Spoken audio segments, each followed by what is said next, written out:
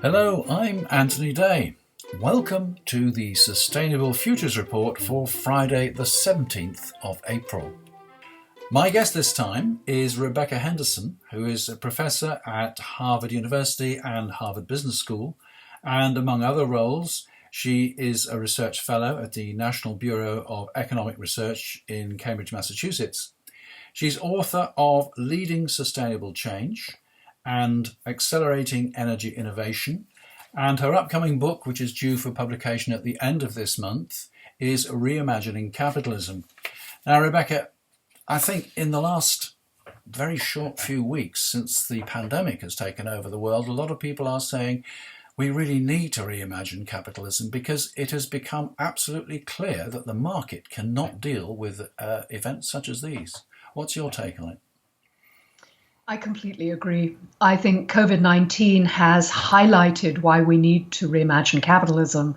I do believe, however, that it was fairly clear beforehand that we needed to do something. We were spectacularly failing to deal with climate change, and we were also failing to deal with accelerating inequality, particularly in the US and the UK. It was clear that the system, if we may call it that, was not working for everyone and was not going to leave our grandchildren and their children with a livable planet. And what I think COVID has done is really highlight those issues. That's clearly not the case. For me, there are two key examples of that. The first is our total dependence on the healthcare system and on the courage and bravery of people who get up every morning and go to work and come back to their families and know they're putting both themselves and their children and their partners at risk. That's not something that the market can buy. We cannot function as a society without individuals standing up and doing the right thing. And I think COVID is really reminding us of that, and that it's not just about me and mine and now, but about us and later and the common good. And that's always been a tension in our society, but COVID really shows it up. The second example that really captures the need to reimagine capitalism for me is the spectacle of the President of the United States telling the individual states that they should bid for vital healthcare equipment. Yeah. And states bidding against each other, using the market to allocate life-saving equipment at a moment of national emergency. The total failure of the federal government to step up early enough or on a serious enough scale to take a coordinative role is mind-blowing. But what's amazing is it's been going on for a while. It's not just COVID. Okay. Well, of course, free market is the philosophy of the American government. It's very much, until very recently anyway, been the philosophy of our Conservative Party here in the UK. So, clearly free markets have been found wanting, as you've just described. But once we get through this, and I think it's going to take a long time and it's going to be a very gradual exit, but once we do get through this, where do you see the governments going? Do you see them taking us back to where we were before? Or is this time for more government intervention on behalf of the people at large, and which incidentally will reduce, hopefully, inequality? Nobody knows. I think it's possible to paint some very dark scenarios. I'm particularly worried about the increasing concentration of business power. I think a lot of small and mid-size firms will have difficulty, both this year and perhaps going forward. And it provides an opening for large firms to get even bigger. I mean, one of the things that should be clear is I'm a huge fan of the free market. In its place and at the right time, it is seriously amazing. I mean, I don't think we're going to fix any of the major problems we face without enlisting it. But you're right. My hope coming out of this emergency is that governments will step up to their role as providers of public goods, public health most obviously, but also a livable climate, and as, let's call them watchdogs or guardians or referees of business. Because without a referee, without a government setting the rules of the road, things like a minimum wage, things like perhaps mandatory sick pay, you're not in the long run going to have a functional society. So I really hope governments are going to step up. I think it's likely. I think there's a renewed understanding of what governments can do in these kinds of moments. Right. How do you think the pressure will come on to governments to make them change towards something which is more inclusive? I mean, for example, do you have a view on Extinction Rebellion? Is that going the right way towards actually getting things changed? Can I start with something easier than Extinction Rebellion? Okay. Let me start with inequality and the groundswell in the US. The way I hear it phrased here is, wait. We've said that some people are essential. The people keeping the lights on, running the food chain, delivering our groceries. And yet we've been paying them really not enough to live on. They have no savings. They have very patchy access to healthcare and no sick leave. So when they get sick, I can't afford to be sick. I have to keep working. How else am I going to keep my family? And I think that's been so highlighted that I think the kind of labor legislation that many people have been arguing for in the US for the last 20 years has a much better chance of passing. I'm very hopeful we'll see a change in administrations, and that administration will come in with a very strong, let's really address inequality, let's make this a society that works for all of us.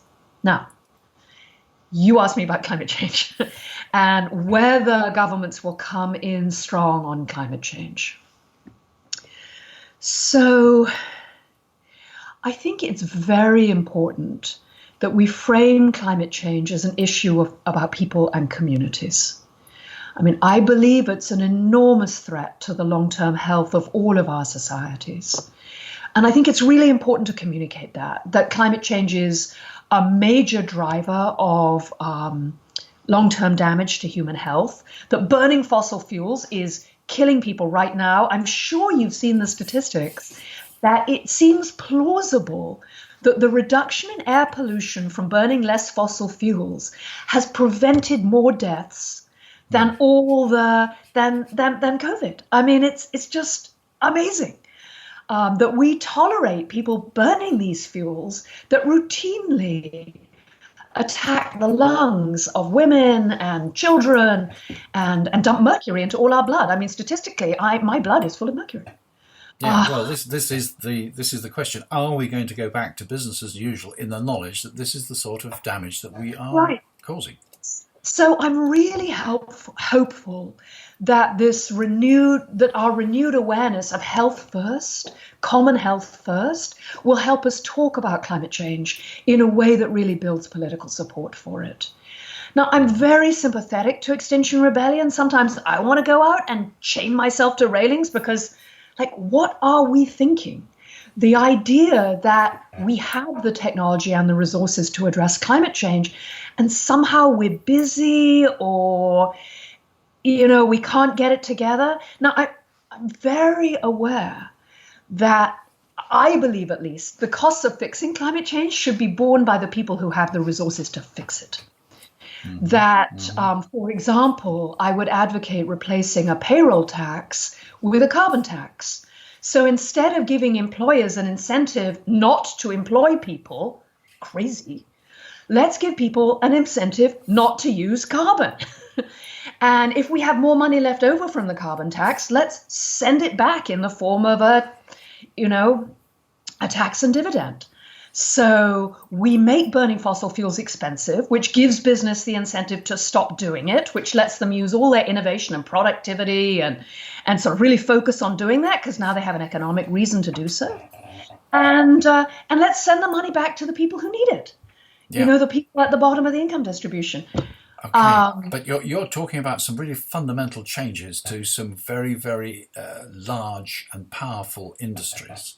Now, you've spoken about how business, in your book and in videos on your website, you've spoken about how business can be the key to this.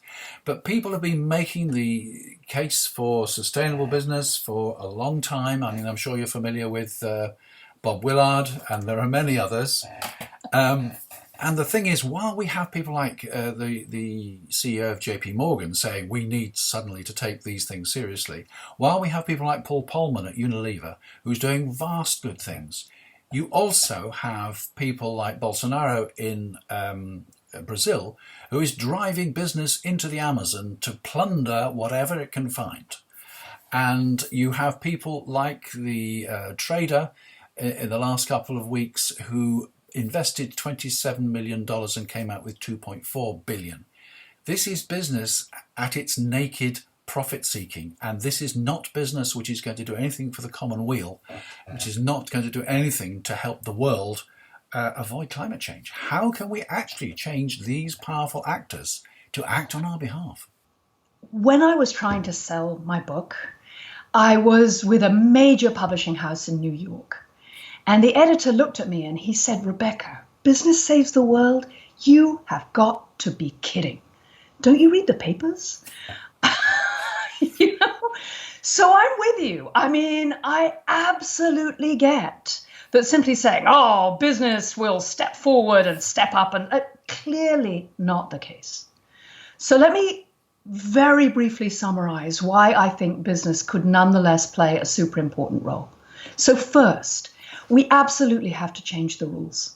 Changing the rules is the only way in the long run that we will address these kinds of massive problems. And so it has to be all about, in the end, political, social, cultural change. The question is, how do we get there? It's not a done deal that will come out of this emergency with government saying, okay, I understand. I need to focus on the common good. I need to set the rules for the long term. I need to address these issues. That's not a done deal. I really hope it's the case, but it's not a done deal. So what my book is about is the idea that having some significant fraction of business making the argument for change might increase the odds that government will act. That's essentially what my book's about. Mm-hmm. And as you know, because you've been polite enough to read it, I lay out 4 steps as to how business starting right now in their own organizations can begin to build that momentum for change. Because I think at root, this is easy to say, but I think at root we're talking about a moral shift as well as a political shift. No business person right now would say, hey, I'm going to employ more child labor because you know what? It's fabulously profitable. Nobody would say that in public. Alas, it still goes on, but everybody knows it's not okay. You wouldn't boast about it at dinner parties. You wouldn't tell your customers. And what we need to do is make sure, I think, that climate change becomes just like that. That, saying, well, I throw carbon dioxide out the window, and of course I lobby against climate legislation because climate legislation would reduce my profits. And people do say that. It should not be okay. And I think what we need to see is this major shift in business. And I think you've got these pioneers moving forward, raising awareness among employees and customers. And my hope is we could get a virtuous circle going where it becomes increasingly unacceptable to move into the Amazon and take as much money as you can get. And I think Brazil is an example of just what we're talking about, which is before Bolsonaro, the private sector was playing an important role in the preservation of the Amazon and supporting the politics that led to that. When the politics shifted, everything fell apart, as you said. Right. Do you not think, though, that once we get through this pandemic and all the turmoil which it's brought with it, people are going to say, I really haven't got time to look at doing things to save the world. I've just been driven almost to the wall. I've got to do everything I possibly can to claw my business back, to get back into operation, to re-employ my employees. I've got my mind focused on survival.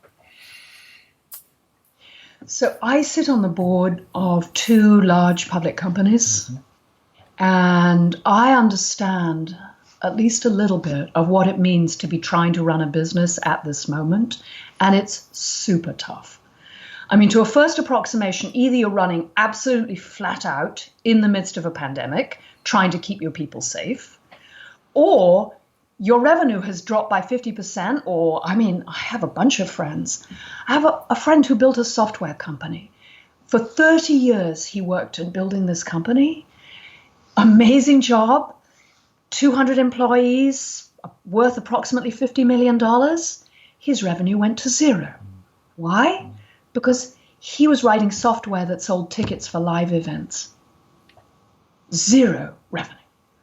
So, of course, as we come out of this pandemic, business will be focusing on making sure they can rebuild. And I think that's understandable. And we shouldn't like yell at people who are doing that. It's not helpful. At the same time, I think there are at least three forces that work for us. One is that the knowledge that the world could suddenly change, that disasters are real, that when that happens, you would have done anything to fix it before it happened. I don't think that knowledge will altogether go away. So I think there'll be the kind of acknowledgement that things might shift. Maybe. I mean, who knows? But I think that could happen. The thing, though, they're just taking up that point. Yeah. The pandemic has happened almost overnight. The thing about climate change is that we know it's going to happen, but it's happening so gradually. It's like the boiled frog syndrome, which I'm sure you're aware of. People think, well, it's just not quite bad enough for me to have to do anything about it. If we get a cataclysmic event like a tidal surge which overwhelms New York or something, then maybe that's the sort of incentive which will make people think, just as this pandemic has done. But if climate change gradually gets worse, is the incentive there? So 2 points. First, I think we're going to see a repetition of things like the California wildfires and the Australian fires and the floods in Jakarta and the storms that hit the Carolinas twice and the flooding in Houston and the flooding in the Midwest and the failure of the harvests in Africa. Alas, I think we're going to see more of these kinds of events. But I agree with you. For many people, it'll still be later. But I think the good news there is that it's increasingly clear that there's an economic case in many businesses to be made for switching to clean energy. I mean, for most businesses, it's only about 3% of costs. And many companies are finding that the declaration of, we're going to do this because it's the right thing to do. We have a long-term purpose to contribute to our society, to care about public health, and addressing climate change is a big part of that. We're going to switch. It's going to be a marginal increase in costs. But as my research suggests, there is for many firms the probability of a significant increase in productivity, in innovation, in creativity. I mean, so many people are not working at their full capacity. They go to work because you have to go to work. And I think the research is now overwhelming, and I try and summarize some of it in my book together with some good stories about no. That when people believe that what they're doing makes a difference, that they're part of something larger than themselves, it's not just happy talk. It really helps, and it helps the bottom line.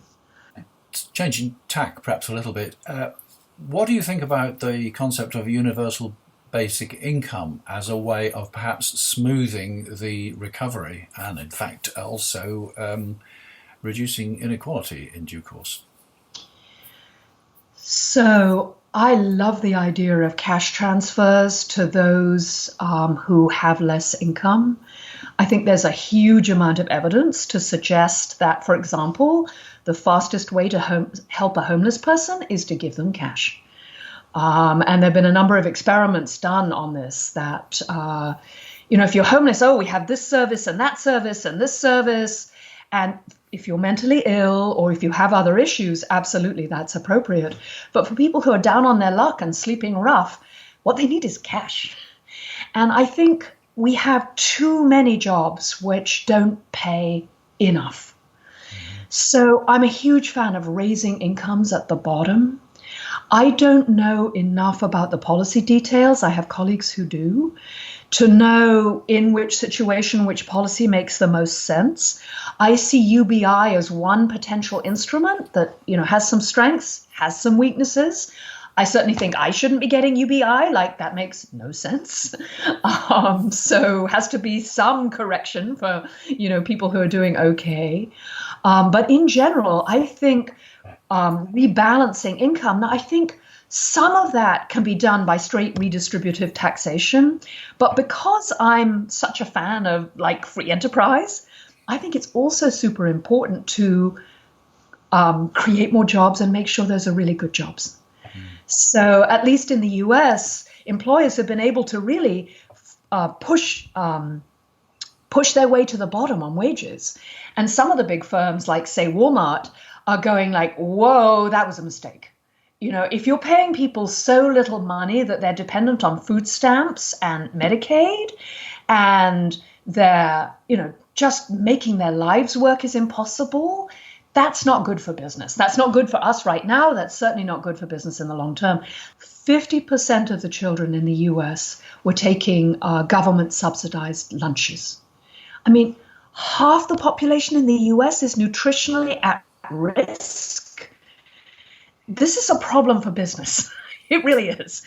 And so I think finding ways to raise wages and to create more good jobs might be just as important as sending people checks. And in many cases might be more effective because, a good job is a source of immense dignity and pleasure and meaning.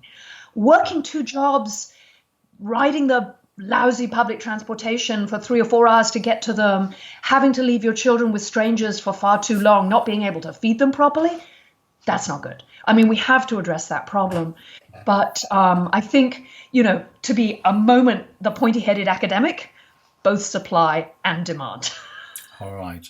There is an elephant in the room, though, isn't there? Or some would say, called artificial intelligence, which will dehumanize labour. Now, if the profits from artificial intelligence go to the owners of capital, then a lot of people are going to be left on the sidelines with nothing. How do you think we should approach that? Sometimes I miss the times when my career was just how do I make my business more innovative? Because I sort of knew the answer to that. So AI is a huge issue. And I think it's important when we talk about it to remember that used well, it could really increase the happiness and living standards of the entire human race. As you said, the question is who gets to decide how it's deployed and who gets to reap the returns from owning the robots. So I think if I were running things, I would really explore diffusing the ownership of capital. This is a big topic. Right. And I think there are a number of problems with just leaping into it with both hands. Firstly, I'm not a big fan of state ownership of the means of production. I've read too much about the history of China before they turned capitalist and Russia. I'm too much a fan of capitalism. Do you see a role, though, for the state in things like utilities, like transport, like energy, and so on? I do. I do see a role for the state in natural monopolies and in utilities, but I also see an immense role for the state in antitrust policy, in making sure there's not too much money in politics, so business doesn't control politics. But sort of, if my vision is a strong private sector, but one where ownership of capital is widely diffused. Now, partly capital is diffused. It's in pension plans and places like that. And the people running the pension plans have been running the plans for short-term return, short-term return, short-term return, reasons we can talk about. So one thing is the people running the money need to think about issues like AI and the long term. And we could talk about ESG and the movement to think about externalities as something investors should be thinking about. But the other route we could go down is to make sure that firms have more employee ownership. And I think that's potentially very interesting. It can be done badly, it can be done well, but done well, I think it could have multiple good effects. I have a colleague called Richard Freeman who has a book called The Citizen's Share, which is all about employees owning shares in their own company. And I talk in the book about a number of firms where the employees basically own the company and have decision rights. And, it's not paradise. There are all kinds of issues. But done well, I think it could make a big difference. I also think we should have very thoughtful government policy about how we deploy AI, about how we think about transitioning workers who are affected. We should have massive R&D support for how do we make sure that AI is augmenting human labor, that it's a complement to human labor. Not a substitute. And that's not a pipe dream. I have a great friend called Susan Helper at Case Western Reserve who is working on, so how do we think about AI in a way that really improves the productivity of the humans we already have rather than replaces them? And that feels to me the kind of avenue we need to go in. But to the point you opened with, it's not about letting the free market rip. The free market's an unbelievable source of productivity and growth and entrepreneurship, but it needs to be in partnership with the government and in partnership with a voice for labor and in partnership with civil society, because AI is absolutely something we need to deal with. Otherwise, bad things are going to happen. Rebecca, you've given us a vast range of really interesting ideas. I'm going to close by asking you, what should we do next? What can we as an individual do next? What should business do next? And what can we do to perhaps influence business to do it? So I think it's super important that we individually start to act. I think the most important thing we can do is vote and get politically active. But I think it's also really important to use our roles as consumers and as employees, and perhaps as managers or owners, to begin to move our society in this direction. One of the things the pandemic has shown us, which I think is so striking, is how much humans care about the common good. If you ask people, and there was a wonderful survey done actually here in the UK just last year, do you think of yourself as more oriented to the common good or more selfish? It turns out that roughly 71% of people say, I think I'm more oriented to the common good. And so I think there's something in humans that wants to focus on the long term. But at the same time, 77% of people said, well, everyone else is not like me. Everyone else is selfish. So I think stepping up as a consumer and saying, I will only buy from firms whose values I share. And as an employee, talking to CEOs, the single biggest driver of change over the last couple of years has been their employees. Mm-hmm. CEOs have said, I don't care so much about climate change, but my employees are all over it. And so I looked into it, and it turned out that I could do all kinds of things. So we tend to think CEOs run firms. I actually think the people in the firm actually ultimately have a huge amount of control. So where you work, check things out, pick a project that you think would make a difference. It's these small kinds of actions that then get scaled up across the organization that really make a big difference. And I don't want to forget what we as individuals should do, because we know from social psychology that if the person across the street from me is flying less because they think it's the right thing to do, I'm much less likely to fly less. And one of the things that needs to happen is we all need to support each other in learning to behave in new ways for the sake of our children and our children's children. And I think if we can get that ball rolling, it will be very powerful. Rebecca, thank you very much. Now, as I said to start with, your book is called Reimagining Capitalism. Am I right? It's published at the end of this month, April? It is. It's April published 28th. Okay. It's published in the US. Is it published in the UK as well?